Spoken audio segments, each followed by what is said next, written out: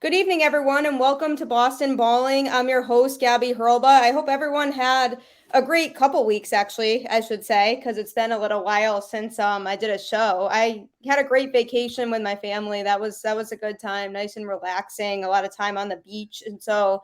But yeah, now here I am back at it. So I hope everyone's doing well. Having a good start to the week. I'm really excited for this episode. It should definitely be a fun one. There's definitely a lot to discuss today.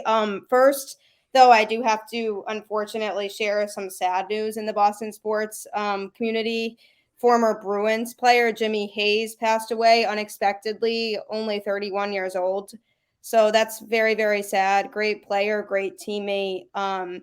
Definitely sending love and prayers to his family right now. I really can't even imagine being them. That's pretty difficult to go through, I'm sure. So really sad loss for all of us Boston sports fans. So just, sending prayers their way for during this difficult time. So yeah, but on that tough note, we are here to talk about baseball. So I would like to introduce my guest with me that I have for this evening. He has his own podcast too. Very good show. I was a guest on it. We had a really good baseball discussion then too. Adam, how are you doing tonight? Gabby, it's good to see you. It's good to be on your show. Yeah, first and foremost, thoughts and prayers to Jimmy Hayes' family. That was a tragedy as you opened up with that. I know that is some tough news in the Boston sports, in this area, with a lot of diehard Bruins fans and just diehard Boston sports fans. You never want to see a tragedy like that. With him such at a young age, he was definitely part of a lot of great Bruins teams, was one of those gritty hockey players that, always got the job done. And it's just really sad to see a guy at that young age pass away. So definitely, New England is rallying around the Hayes family. We all love him and we'll miss him dearly. I'm sure the Bruins will have a good homage to him. As I get that out, again, my thoughts and prayers go to his family as well. But on the lighter note, on the lighter side of things, I am good. I'm happy to see you. I'm glad to be a guest on your show. And I know that you mentioned that you were on my podcast. It's still the forbidden podcast episode because the last time we talked, we were around the trade deadline, and all of our expectations and our theories were just completely thrown out the window. Yeah. So unfortunately, I couldn't even. You and I sat down and we were just like, is it even worth publishing the podcast? Because everything we literally said completely went a 180 turn and did not go as we expected. But Yeah. That's round that's two. always that's always the risk sometimes too. And I think there were a lot of surprises surrounding the trade deadline, especially with the Red Sox. And I think that kind of threw us all for a loop too, because there were definitely, rumors going around of players that the Red Sox were likely going to end up with that they didn't. And so I think that definitely ruined a lot of that conversation we did have on your show. Well, but you have to understand too, and I think we both understand this. Anytime that the trade deadline comes around every year in baseball, I mean, certainly last year with COVID-19, it was very, very different. With a lot of the different teams that were in competition, it was a shortened season. It was a lot different. But now that you're in a full season, and what we've seen in the past, I guess a lot of people have to understand is you have to expect the unexpected when it comes to trade deadlines. People throw out all these different rumors, all these different scenarios. You never know what's going to go behind closed doors when the GMs are calling and making hundreds and hundreds of phone calls within even that day, even a week before the trade deadline. I mean, they're making hundreds and thousands of phone calls to every team. They have scouts that will go to all the minor league parks. They'll go to scout the prospects.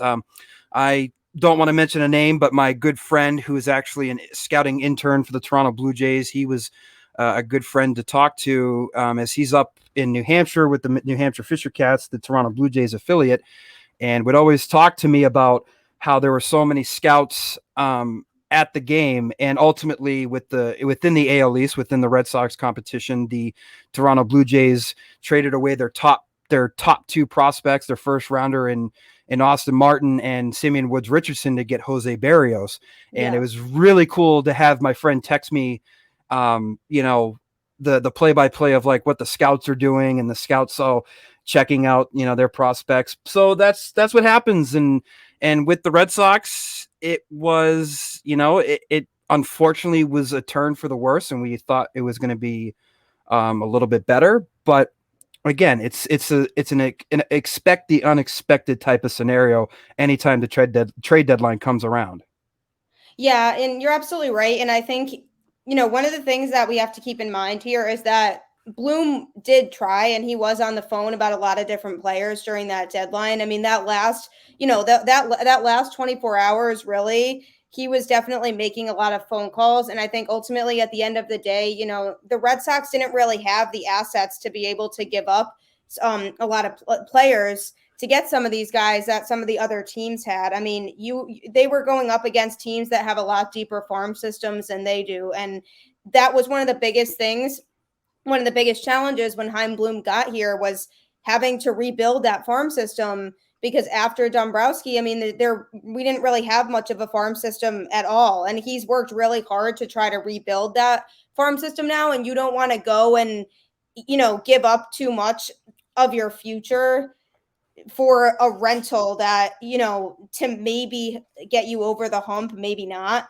And so I think there were a lot of tough decisions that were made there. But I think at the end of the day, some of those players, like with the Yankees, for example, getting Joey Gallo and getting Anthony Rizzo. I mean, just look at how deep the Yankees farm system is. I mean, they didn't really have to give up a top 10 prospects for those guys. And they're in the situation where they didn't have to do that. But if you're the Red Sox, you kind of did have to do that because you just didn't have the same resources available that other teams had. And I mean, I know that Max Scherzer was a name being tossed around in terms of the Red Sox as well. They were one of the teams that were interested in him. And I know Bloom did say after the deadline that he was trying to get starting pitching. But, if you're going up against teams like the Padres and the Dodgers and teams like that have deep farm systems, I knew there was no chance that he was going to end up in a Red Sox uniform, unless he specifically said that's where he wanted to go, because he personally had a huge say in where he played. Right. And, he had already said, I won't accept a trade to New York. And so, he had a big say in where he went. But I just at least we could be happy about that he did. At least he didn't go to New York. At least we could be happy he said that. Yeah, because he said he wasn't going to go to the Yankees. So No. that was I thought that was funny. But, you look at the Dodgers and the Padres, both have really good farm systems, really, really deep. And look what the Dodgers were able to do. They were able to package Trey Turner in with that deal too. And that's, Right. the Red Sox were never going to get somebody like that. And so I think there's two sides of, Red Sox fans right now, because you have some people that are saying, yeah, you couldn't, you can't really mortgage the farm system. Like, you can't afford to do that right now, because you didn't really have much of a farm system and it's just starting to be rebuilt now. But then on the other side of things, there's the people saying, they have a chance to win a World Series this year. Like, they should have been more aggressive at the trade deadline. So kind of what side of that are you on more, and kind of what are your thoughts on that? I think when you get to this point in the season, so after listening to other people post trade deadline, this team has climbed mountains, has really climbed mountains when you really put it in perspective. We started off out of the gate opening day, we went down 0-3 and got swept by the Baltimore Orioles. Going into spring training, it was the vibe where, okay, this team is probably going to be in the middle of the pack, could be a third place team, could potentially make somewhat noise. It was very quiet, I would say, preseason, the spring training, the way the talks were, so you have to go back to what this team was like in spring training. Nobody thought this team was going to be where they are right now. And when you had that stretch, when things really got hot, especially towards the end of April, beginning of May, when they started to really accelerate and take over the AL East, when nobody thought that was going to happen, I think of it as this, is that the Red Sox got more of their fan base back.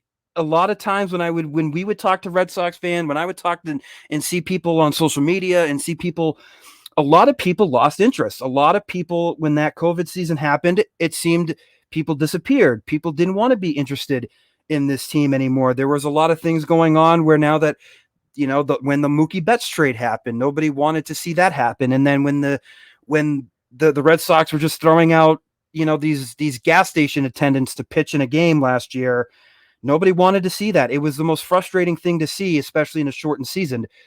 But then Chaim Bloom gets in, and in my perspective, in the way that I see Chaim Bloom, I knew that this was going to be a rebuilding team. It was his time to, get this farm system back to the way it was when, the times of Theo Epstein was here, the time that Ben Cherington was here, because Chaim Bloom has majority of those characteristics that a Theo Epstein had, that, really utilized drafting, really utilized building pieces in this farm system. I look at it this way. I think if Chaim Bloom was, say, here roughly was here like 2 years ago, maybe 3 years ago, like even during the time Dombrowski was here, like if it was a different scenario, and you're at this point now where our farm system is deeper, like realistic, hypothetically speaking, if this farm system was deeper now compared to what the San Diego Padres have, the Tampa Bay Rays have, the Los Angeles Dodgers have, that's why those teams are able to be successful and find and build a win now, but still preserve, their future type of team, is because of how deep their farm system is. So I think of it, you think of it within a couple of years. I mean, obviously, the way New England is, the way New England sports is, everybody wants to win. Everybody wants to win now, because look at the standards we're at. Look at the time when you go back to the year 2000, ever since the Patriots won their first Super Bowl. We haven't looked back since. We have just been pile driving through, the sports world, from the Red Sox winning the World Series to the Boston Celtics throwing in their championship to the Bruins throwing in their championship, in the Patriots dominating with the New England. This town has had such a high reputation that you knew the fans were going to have some backlash on ownership about this trade deadline. And, that's why people are going to be torn apart, where it's like, okay, you look at the one side of a fan's perspective and you see that Chaim Bloom, there are a lot of Chaim Bloom fans like, okay, like, listen, don't go crazy. We got to get our farm system back up. We got to really build the pieces to have a bright future in order for us to make those future moves, those big moves, if we wanted to make a trade or whatever, to have that win now type of team. But then you have on the other side where it's like, now you have fans that are caring, that really woke up the ownership. And I think it was the GM, is Brian Callahan, or however you pronounce his last name, but he even came out and said that, if this team doesn't make the playoffs, it's going to be on the ownership, where I really think the ownership got a lot of backlash, specifically from us, from a regular like me and you, who are passionate about this team, because everybody wanted to wake up and say, listen, Bloom, do something. There was a bad issue at first base. We knew that. There was issue within our bullpen. We knew that. And I think what really bothered me the most, a little bit, about what Bloom said, was that he didn't want to do anything counterproductive to what this team is doing. And I say that, I'm like, counterproductive. Like, what does that mean? You were literally in first place. You were literally almost 7 games up on the Tampa Bay Rays. You were 10.5 games up on the New York Yankees.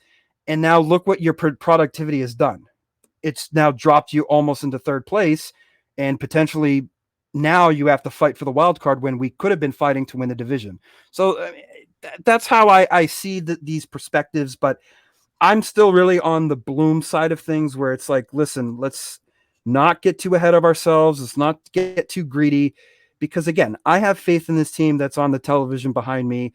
I think it's going to be a really tight stretch, moving forward with 38 some odd games left. But as long as they can just can stay consistent as they always been, especially offensively, it's still going to be a hard offense to get out. That's the way I see it. Yeah, and I mean, I think you put that really well. And I think what's been frustrating for me is just this whole slump really and the struggle has just not made a lot of sense. And some people think that they lost confidence because of the trade deadline, but I don't really necessarily think that's the case because it actually started before that. Because if you think back to even before the trade deadline, it really has been since the All-Star break that they Yeah. really haven't been playing as good a baseball as we were seeing the whole season prior to that. And so that's why I have a hard time getting behind it being a factor of the trade deadline because I really think that it was before that that they started struggling, and it was the offense more than anything. I mean, the bullpen as well obviously has not been super efficient either, but the offense was just not putting up the same kind of numbers as we were used to seeing, and you really have to wonder why that is. And it's almost like in some cases like they just kind of forgot some of the fundamentals of baseball, which is really really strange because they've been making bad errors defensively, for example, too. And it's Yep. like you have to wonder where that all comes from.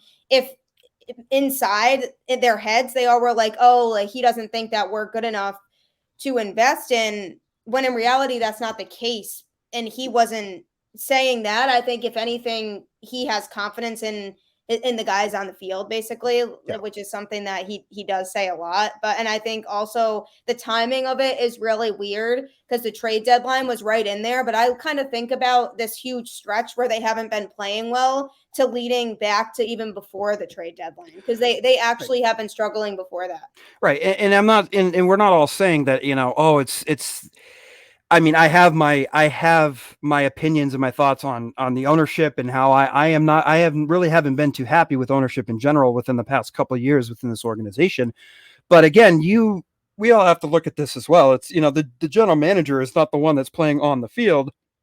It's the players at the end of the day. It's you look at that, even that stretch in July, right before the trade deadline, you had JD Martinez, who was entering a real slump. He was striking out, not getting on base, not making contact with the ball. There was some issues with him at the plate and his approach. I mean, he was at one point going like for an 0 for 20 stretch almost at one point.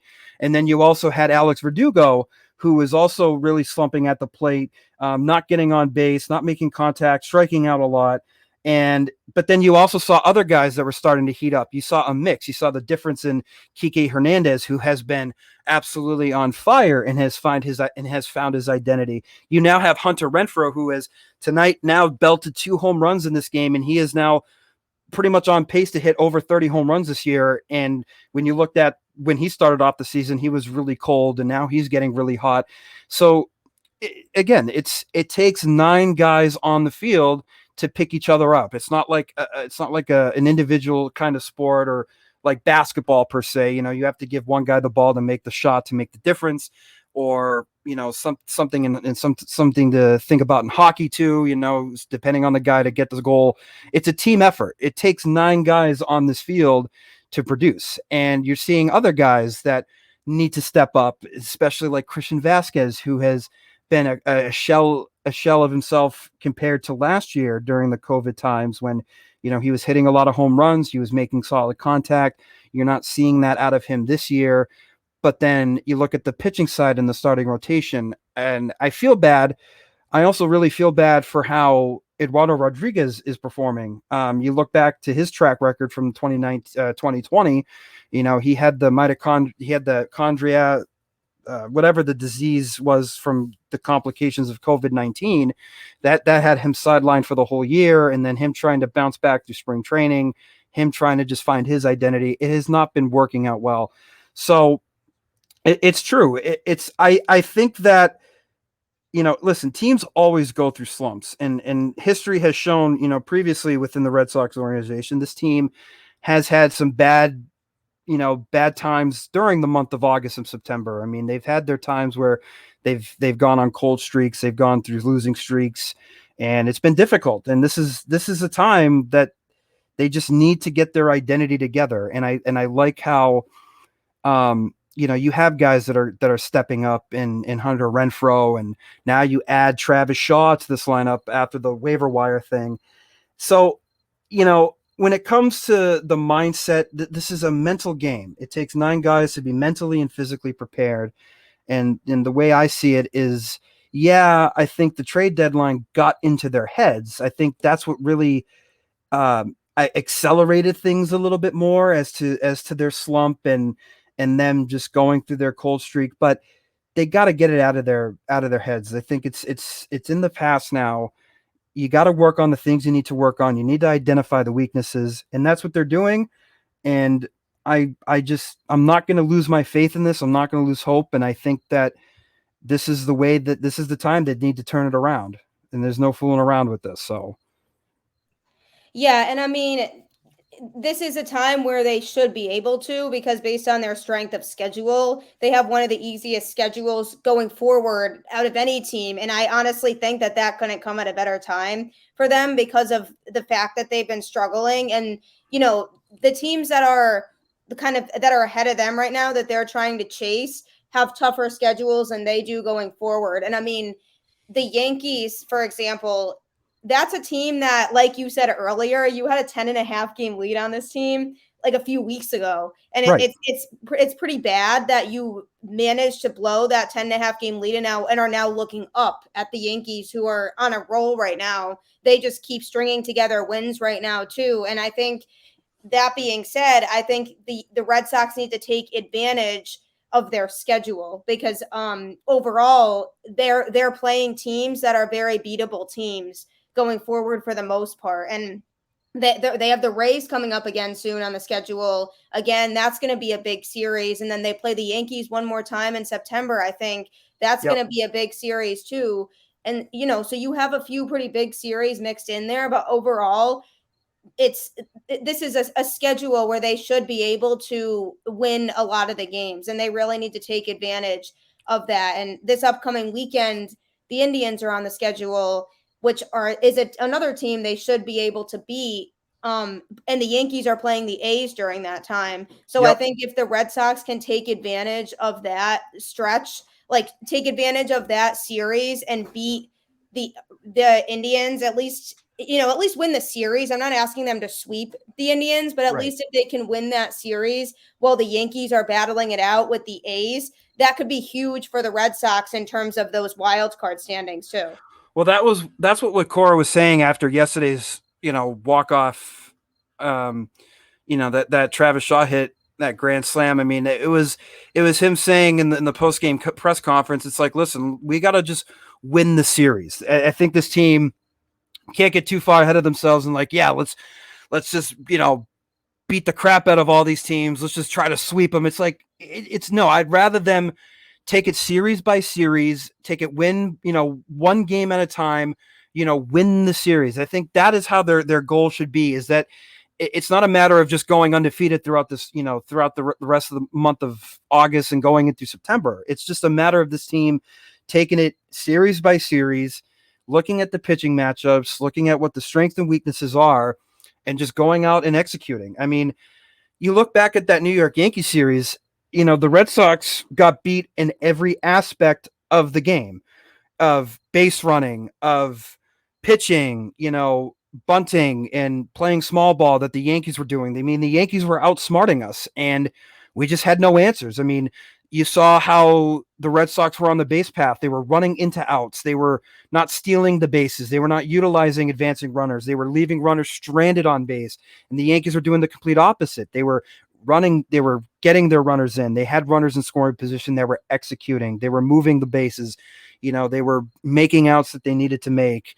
So I really hope that series was the wake up call that, listen, you got your ass kicked and you got embarrassed. I mean, you got embarrassed in all aspects of the game, and they got to minimize their mistakes and just have better execution. And that's what Cora always preaches on. He preaches on having good execution. He preaches on this team, doing the fundamentals, doing the basics of what needs to be done. And that's what they need to do. They just need to play some better, smarter baseball. And I know that this team is capable of doing it, as much as, that this is not a base stealing team and so on and so forth. They don't have that much speed on the base path, but I know that with how deep this lineup is, it's unexcusable for them to leave runners in scoring position, leave so many runners on base, because this is really, I still think this is a powerhouse lineup. And if you go out there in the playoffs, you go out there, if they go make the wild card, they make the division series, it's still going to be 1 through 9, a tough lineup to beat. Yeah, absolutely. I mean, if I was an opposing pitcher, I would not want to face that lineup, and especially fully healthy. And I mean, we need to keep in mind that this wasn't a fully healthy lineup. Like, I mean, Schwarber, when he got here, was still on the injured list and couldn't play. Arroyo was still injured. So it's having him back in the lineup, I think, does make a difference too. He really is an asset to the lineup, and with what Hunter Renfro's been doing, I think at the beginning of the season, there wasn't a lot of production from the bottom half of the order. And that was something that was frustrating. I mean, you could pretty much rely on your 1 through 5, give or take, most days. But then that bottom half of the order, there wasn't a whole lot of production there. And I feel like that has been addressed a little bit more. And I really like the fact that Cora has been changing up the lineup more recently. And, switching the order of when people are hitting, because I think that, the way that he's making the lineup now, I think kind of does make a difference in terms of just what they've been doing. And I think if I'm looking at this team right now, if they get into a wild card game and they win that game, which hopefully that they would, then I'm looking at other teams in the American League, which, yeah, you do have good teams. Like the Astros scare me a little bit. I mean, the White Sox are no joke. I think they have a legit pitching staff. And then there's Tampa Bay. But I'm looking at the Red Sox lineup, and that's a scary lineup for an opposing pitcher to face. And if they're playing good baseball come October, nobody's going to want to pitch against this lineup. And I think that that's really, really key. And obviously the lineup is one of the biggest strengths. I still am concerned about the pitching. I think, there's still some holes, I think, in the rotation. I think you can't really rely on everybody. I think I trust Evaldi because he's pretty much been the most consistent starter all season. Now Sale's back, so that's really nice. Pivetta, overall has been pretty good, but he has his days where you don't really know what you're going to get from him. But see, you look back at that Yankee series that was with that Sunday night game that he pitched. I mean, he really only gave up 2 mistakes. He got no run support whatsoever. I think you do look at a guy like Nick Pivetta. He has held his own ground. He has been, as much as at the beginning of the year when he started, he had some shaky starts. He wasn't finding the plate. He was missing his locations. He was walking a lot of guys, getting that pitch count up. But you look at his efficiency now in the back end of the rotation and in the second half of the season. I mean, he's been a dog. He's been a workhorse, and I think Nick Pivetta has been secretly one of my favorite guys in this rotation. Where now, in the hypothetically speaking, like you said, if we have to go into the playoffs, whether or not we do play a 1-game wild card, matchup, you're going to throw Chris Sale out there 1, and then you're going to do Nathan Eovaldi number 2. And honestly, I would want to put Nick Pivetta at number 3. I think I have more confidence of at least moving Nick Pivetta up in the rotation and having Erod be in the back end of that rotation come playoff time, because I think Eduardo Rodriguez still needs to figure himself out. And he has just been a lot, been really shaky. He's been really up and down. So I think of it again, you don't want to put, like you just said, you don't want to put so much weight on one guy. You don't want to put on, the extra burden, say, on Chris Sale, and I think everybody knows that the expectation is that you want Chris Sale to be healthy. You want him, to be the guy in the postseason. That's the plan. I mean, you want to make sure that he's 100% ready to go. That Cora and Dave Bush are going to keep a close eye on Sale, making sure that his pitch counts are up there properly. The innings, he can go a certain amount of innings, but come that time when he's ready to go, let him loose, man. Let him loose. Whether you put, throw him in there.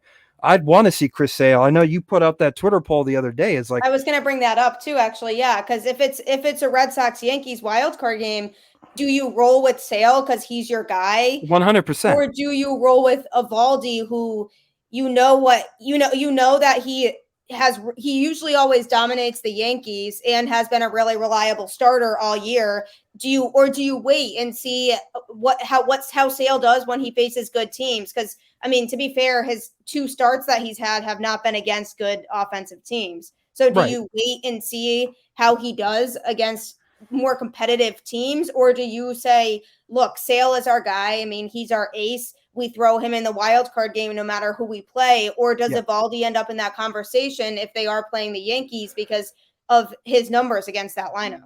So overall, you look at the history Chris Sale has had against the New York Yankees. He's had great success Yeah. against New York, whether he was in Chicago and when he's been here. But then you look at the 2021 numbers of Nathan Evaldi. He has only allowed what, 1 walk, 2 walks against the New York Yankees. Yeah. He's been lights out. So you also have to understand this too. The New York Yankees could also become very right-handed heavy lineup if they decide, if the Red Sox decide to throw Chris Sale out for game 1 of the wild card or whatever scenario happens. So if that could be the case, maybe Chris Sale just says, F it. I don't care if it's a lefty or righty matchup. I want to go out there guns a-blazing, because that's the type of attitude Chris Sale has. Chris Sale just has that persona, that attitude to him where he just wants to go out there and just dominate you and shove it down your throat. That's the kind of guy, that's the kind of mentality I want out of a guy. And he's the right guy for this clubhouse too. The way that he brings the attitude, the way that he brings the energy. It's like all eyes focus on Chris Sale, and you drop everything that you're doing and watch him. So you look at that perspective where it's like, all right, just let the dog loose and let him pitch. But then you have Nathan Evaldi on the side where as much as I'm not a huge analytical nerd, I'm not a big fan of it. I can go into another rant about that, but look at the numbers that Nathan Evaldi has brought to the table this year against the New York Yankees. I mean, his ERA has been very low. He's struck out a lot of those guys. He's not walked anybody. Like I said, he's only had 1 or 2 walks. So no matter what Cora chooses, you're going to have success out of that. But to me, I want Chris Sale. I want to let him loose. I believe that guy has so much pent up anger, has so much adrenaline. It's been 2 years since the guy has pitched in a game. He is going to be itching to have that spot in the playoffs, whether if it's the wild card or if we end up just going into the division series.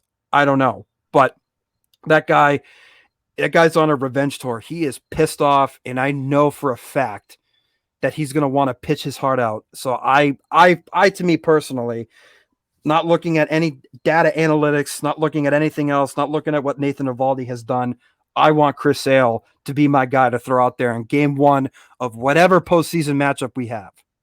Yeah, and you can see, I mean, you can just tell from his demeanor and the way that he pitched in his couple starts since coming back. Like he's hungry, you know what I mean, for those Right. starts, and hungry for pitching in games, and it's so obvious, and he has that fire, that desire to really just go out there and dominate. Now that he's back and he feels like he's at full strength and that he's ready to go. And I think, you generally know for the most part that if you have Chris Sale out there, you probably can feel pretty confident like that. And if it's a wild card game against the Yankees, you can assume it's going to be Garrett Cole versus Chris Sale. Garrett Cole, who's somebody that the Red Sox have actually hit pretty well this year. Yeah. And I think that the Yankees have other pitchers that have actually pitched better against us. But I think that at the end of the day, Cole is their ace, and they're going to stick him out there in a wild card game, no matter who they're playing. Right. And I hate how we've made guys like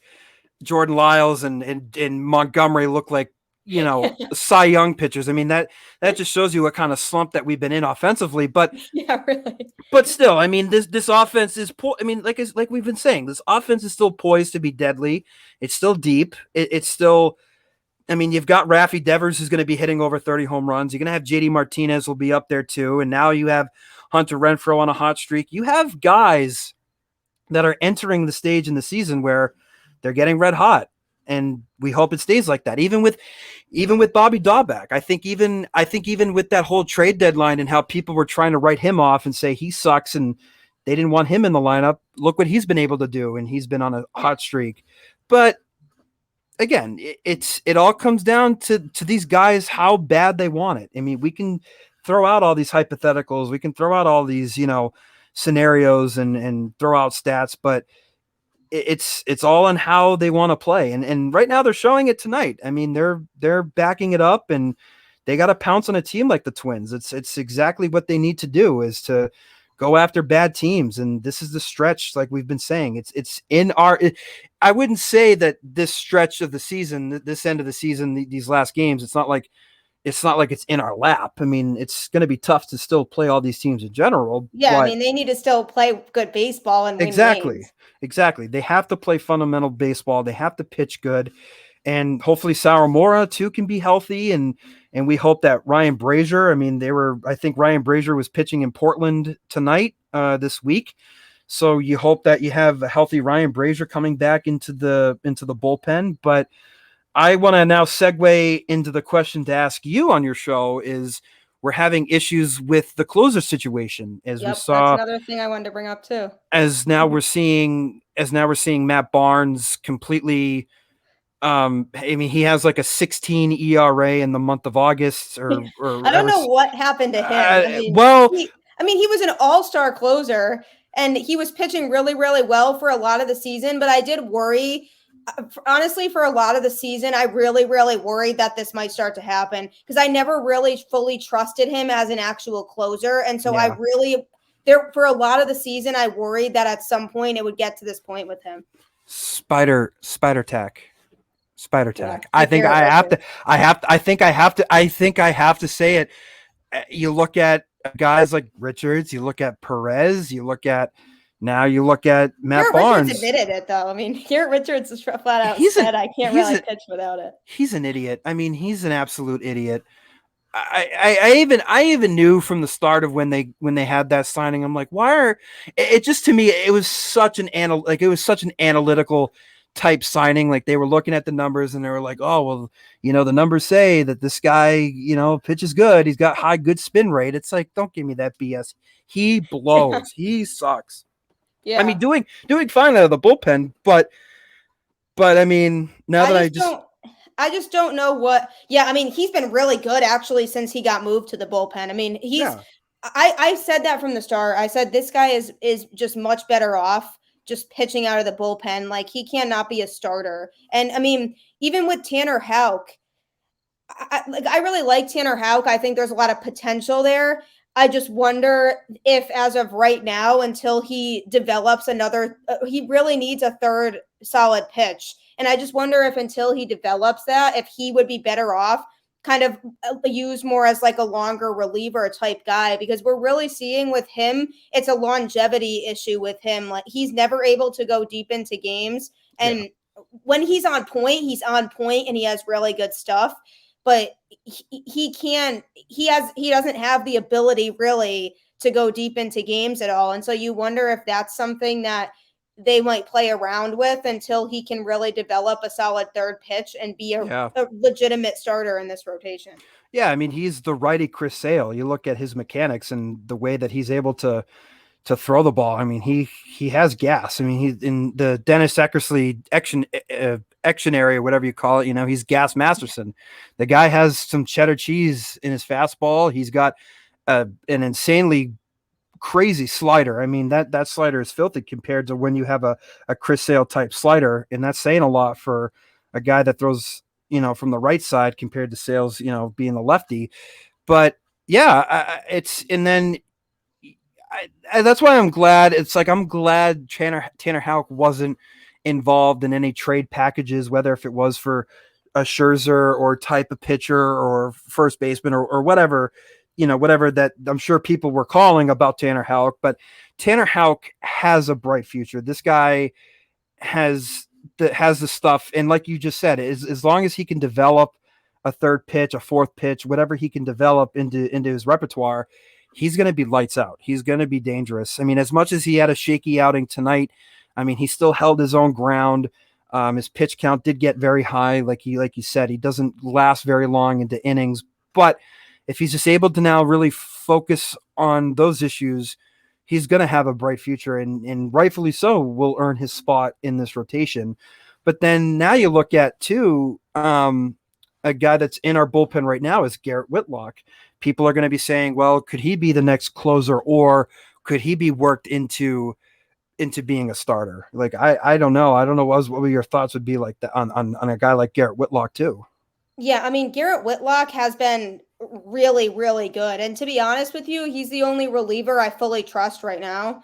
I think that Yeah, I I mean, I agree. hate to put it that bluntly, but it's true though. I mean, he's the only guy right now that I see coming into games and I actually feel confident in. And he came up big against the Rangers. I mean, he kind of saved that game Mm-hmm. for us, and especially with Matt Barnes and having the inability to really close games. Now, I think that that's something that they need to look at and just play around with people. You wonder if maybe they would try like an Ottavino type in the closing spot, and just switch him and Matt Barnes maybe, and Yeah, have Barnes be the eighth inning guy and have him be the closer, and then Garrett Whitlock before that as kind of like the longer reliever type.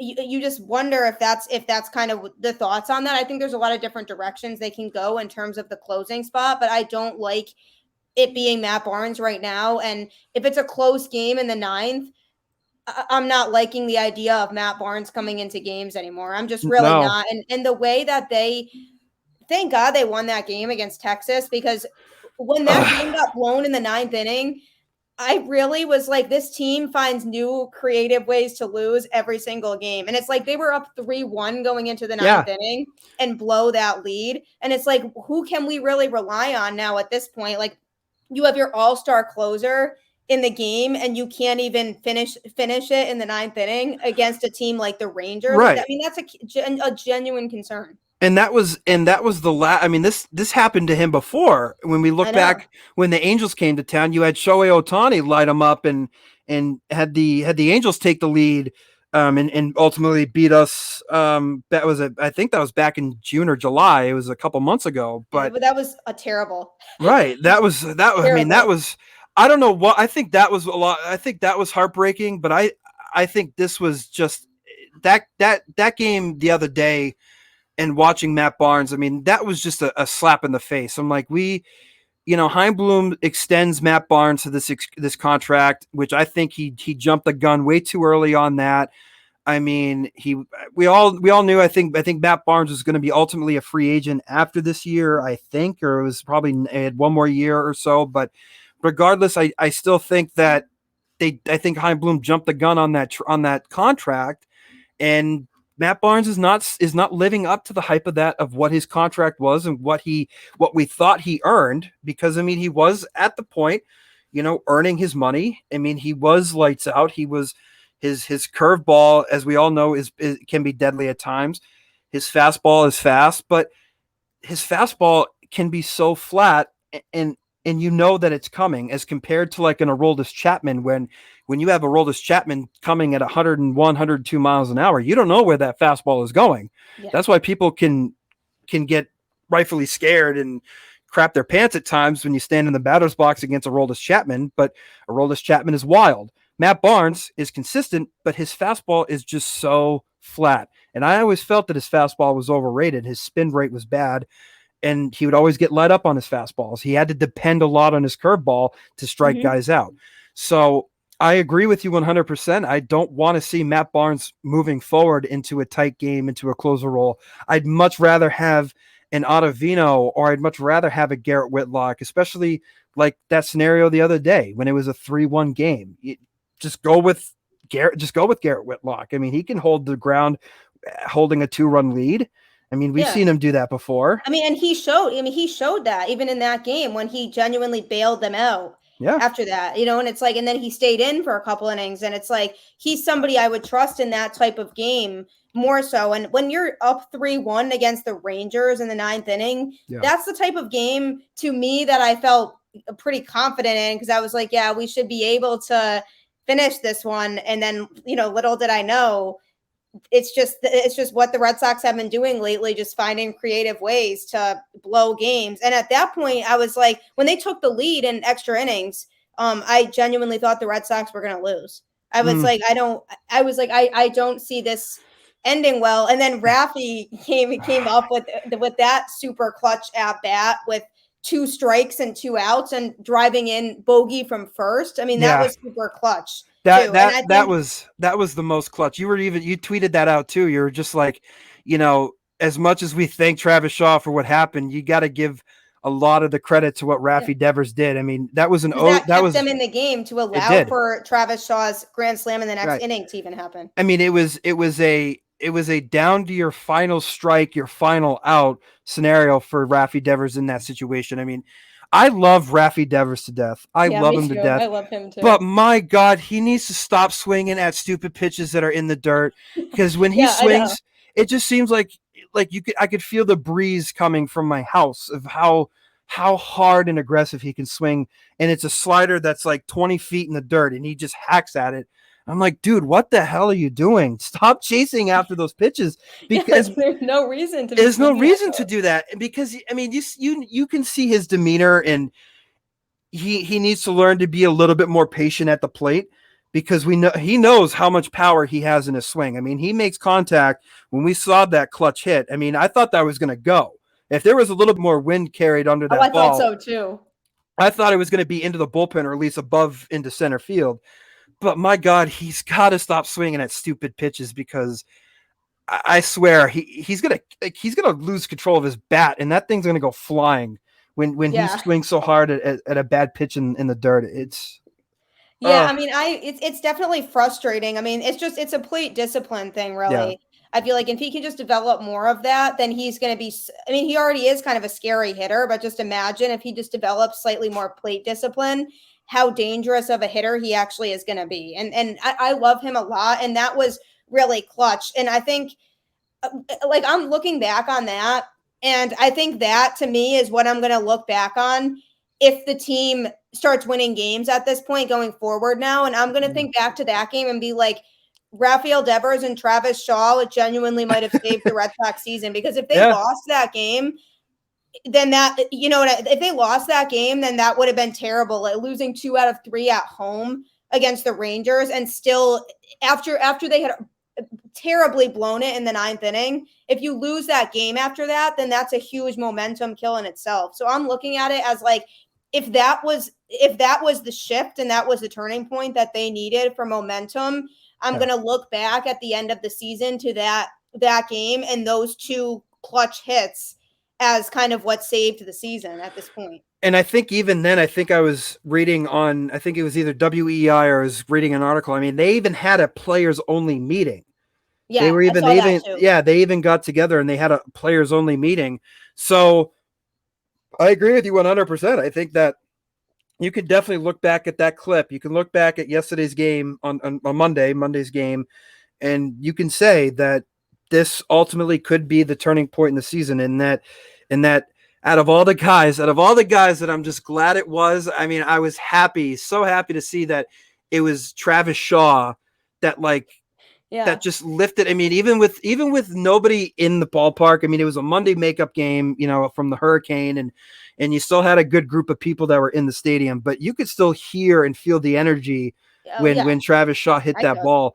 And now that's why I think I'm glad that they brought back Travis Shaw. I don't think, obviously it's not for his defense. I mean, it's somewhat for his bat, so that they could have another lefty. They could have a left-handed bat in the lineup, since Bobby Dahlback's a right-handed hitter playing first base. So it's good to, utilize and shift, Travis Shaw in at first. But there's more to it as to why they brought Travis Shaw back. They brought Travis Shaw back is because they know his personality. They know what kind of chemistry he brings to this lineup. So I think when he's in the clubhouse, I think it definitely had, I think it even that had a momentum change. I mean, I even saw a tweet from Will Fleming, who does the broadcast for WEEI. Shout out to Will Fleming, but he made a tweet. It was a photo of Travis Shaw hitting the walk-off home run, and then, you saw Xander Bogaerts right out there too. And you saw within that image, you saw Bogaerts, you saw Shaw, you saw all the rest of the other guys piling out of that dugout. And he said in the tweet is, does this look like a team that doesn't want to win? This Yeah. team 100% is fighting to win, fighting to keep their season alive. And I And think that's the part I think that frustrated me the most about some fans was the people that I was seeing on social media that were saying things like they just gave up, like they don't really care about winning anymore. But I feel like the not caring about winning is like the furthest thing from the truth, because this is a right. team and a group of guys that does want to win. And they were blatantly getting frustrated on the field during this stretch of just terrible play and terrible baseball. And it's not that they don't want to win, it's just that things weren't going right and they were making messy mistakes that they wouldn't usually make, and Right. just things like that. And that was the most frustrating thing. But to say that they don't care about winning anymore, I don't think that was the case. They definitely still do. And Travis Shaw, I mean, that at bat was, I was only asking him to just draw a walk. I was He like, yeah, like just walk in a run, please. Like do something, like just anything but a double play. Like that was the last thing I expected to happen. But I feel like it was the perfect icing on the cake after that Devers hit. And I was like, yeah. maybe this was that momentum shift that they needed to really finish the season off strong. I mean, all he said too in that post game interview on TV, he's like, I just wanted to put the ball, I just wanted a fly ball, like he just wanted to Yeah, just. because even a walk-off sack fly, I would have taken that It would too. have easily, yeah, it would have easily taken the win. It would have been, I mean, a little less dramatic, but the way that he was just able to just lift the ball in the air and the raw power that he still has in his first home run in 5 years back with the Red Sox, you couldn't have asked for it any better. You just, that's why you got to be romantic about baseball, because you just can't script this any other way. You couldn't script it any other way. So I really do. I really hope we can look back at that clip, that photo, just that whole scenario of yesterday and say that this was the turning point. This is what saved the season, like you just said. Yeah, I mean that's what I'm hoping too. And I mean, like we said, they really just have to take advantage of their schedule, and they need to just remember how they play baseball, because it almost seemed like the offense was just trying to do too much at the plate for a lot of this stretch too, which was a little concerning. They just felt like they had to go up there and like crush a home run every at bat, and they were forgetting how to play small ball, which is what they're best at. Mm-hmm. And it's about making contact and just driving in base runners and advancing base runners. And that's something the Yankees did really well in that last series against the Red Sox that they didn't do. And when you have games like this past Saturday night getting blown out by Texas, like that's unacceptable. You can't be having those types of losses against teams like that. Like these are the types of games that you need to win when you're playing these teams that are very much not super competitive, that are under 500, that are not even close to making the playoffs. Those Yeah. teams that are beatable teams, like they need to be beating those teams. And so that game Saturday night was just extremely frustrating. And I was Mm. like, what is going on with this team? Like, this is so ridiculous right now. Like there was no reason for them to be losing that badly to that type of team. And so that was concerning. And if they had lost if they had lost after that, I don't know really what I would have said, because I would have been like, I don't know if there really is much hope anymore for this team. Like, or is that just like, I mean, am I just wishing for something that's not going to happen at this point? I mean, literally, you and I's emotions this past couple days have been an absolute roller coaster. Like we have been Yeah. so frustrated. Like we've been taking out our anger on each other. Like, what is with this team? It's Well, like because they're so like they just because we know that they're better than that. I think they I think are. that's what it comes down to at the end of the day, is like we know that they are better than how they've been playing lately, and that's what was the most frustrating thing about it. And I was like, you can't. I mean, they made 5 errors defensively in Oh that my second god. game against Texas, and it's like you can't be Uh, doing that in games if you want to be taken seriously. Like you cannot be making that many fielding errors. Like that's right. ridiculous. Like the defense has been pretty concerning lately. Oh, it has been. I mean, especially you look at when um Christian Arroyo being out. Like I always felt Christian Arroyo was a great defensive player, second base wise. I mean, obviously our outfield has been amazing with the outfield assists and the putouts that they've had, but yeah, it's just there's just careless mistakes being in the infield. I remember it even on was it Saturday or was it no, because they didn't, yeah, it was Saturday. I mean, there was a routine ball that was hit to Bogarts. It was like kind of up Oh, the middle, and he made the throw to first, and Bobby Dahlback just couldn't even catch it. And yeah. it wasn't a ball that like you had to completely stretch out for. I mean, you had to stretch a little bit out for, but it was easily enough like in the mitt, like you could have easily caught it, and it just seemed like he half-assed trying to catch it and it went right by his glove. Like, Yeah, that's it's why I like was you saying can't like that's you have to make that type you of play. have to Like make that play. you have to. You know You what I have mean? to. And I know Bobby Dahlbeck does have a good glove, but there are a lot of times he can scare us and Mhm. cannot save some runs with the way that he has with his glove. I mean, that play the other day was so frustrating because I think ultimately it fell on Bogarts as an E6, but I think that should have been an E3 because that Yeah, was an because easy catch, a catchable catch for Bobby Dahlbeck to have. yeah, I don't think it was a terrible throw by No, Xander. You know, no. I think that it was kind of more on Bobby because that's something that you should be able to catch, and that's why I mean, that's why like everybody was saying first base in general is a concern because I mean we can't I don't trust Bobby as the main first baseman, especially in like a playoff series. Yeah. No, I agree too. I mean, look at it. We were platooning Franchi Cordero to get reps in and play first base. Yeah, It's yeah. like why? You know, and it's that's why I still feel salty and upset that at least Heim didn't make an urgent move or just like have some sort of urgency or some sort of just oomph to make a trade, to at least entertain a trade, to just at least solve the issue at first base. And obviously, I mean, I know Rizzo is going to be a rental for a couple months, and we don't know if he's going to sign with the Yankees, come the offseason. We don't know, but again, those are the risks you have to take sometimes in order to help your club be better. Yeah. And yeah, I mean, I think a lot of people have given up, have trying to written off Bobby Dahlbeck, and again, the kid is young. He's still a five tool, not like a five tool type of player, but I mean, he has the tools to be a big leaguer. He proves it. I mean, he's got the power.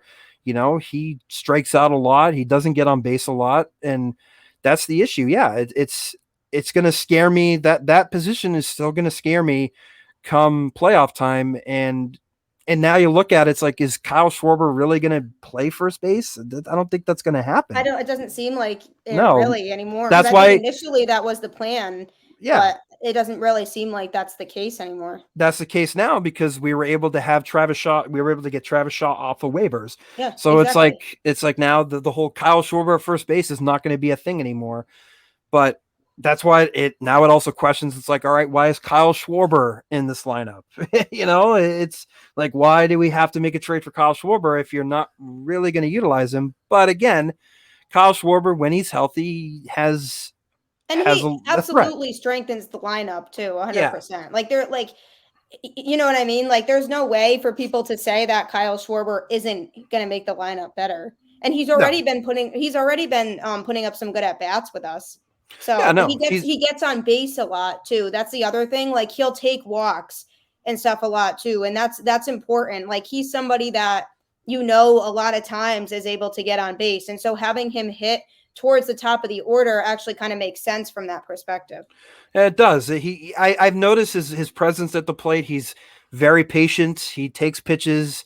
He doesn't swing at anything bad out of the zone sometimes. So yeah, there are pros and cons to it in the lineup, and I also think too when we do make and I think too the pro to it is if we do make the playoffs, we have an extra veteran guy in that lineup. The guy. I mean, Exactly. the guy led the Cubs to their first World Series title in history. Yeah, I exactly. mean, he didn't have a quiet role in that postseason run. I mean, he made some serious noise, and he was a big threat for the Chicago Cubs, a few years back. So it helps us. I think that does give us a veteran presence in the lineup, and you'll certainly see him be incorporated a lot more in this lineup moving forward now that he's getting more healthy. But yeah, it's there are pros and cons to it. The pros is we have Chris Sale back. We did add Kyle Schwarber, who is a threat, has power, and has a good bat in this lineup. But man, it's Bobby Dahlbeck is still just a big wild card and a question mark for me, especially in the future, because I think he still needs a lot of time to be developed. And I thought by now he would be back in AAA, but I just he needs a lot of time to develop still. Yeah, he definitely does. I mean, I agree with all of that. I think it's going to be they're kind of in they have to win games now mode, Yeah. like unfortunately, because there's just a lot of games during that stretch that they could have won and they didn't. So now they're in the situation where they have to win the majority of their games going forward, especially because the teams around them keep winning games. So I think they just need to keep playing good baseball and just not make stupid mistakes and just understand the fundamentals of baseball and keep playing well. And I think I still have confidence that they will go get a wild card spot, but geez, I mean, they just need to play good baseball, and Yeah, that I know. is just really what it is. But Uh, well, I guess we'll have to see kind of what happens with that. But I really do appreciate you joining me on the show. Everybody, definitely follow him on social media. He does a really good job covering baseball and everything. So definitely recommend it. As always, everybody, I appreciate you tuning in to Boston Balling every week. You know where to find it. I hope everyone has a great rest of the week. And, as always, go Boston sports and go Red Sox. Go So Red Sox. hope everyone has a good rest of their night.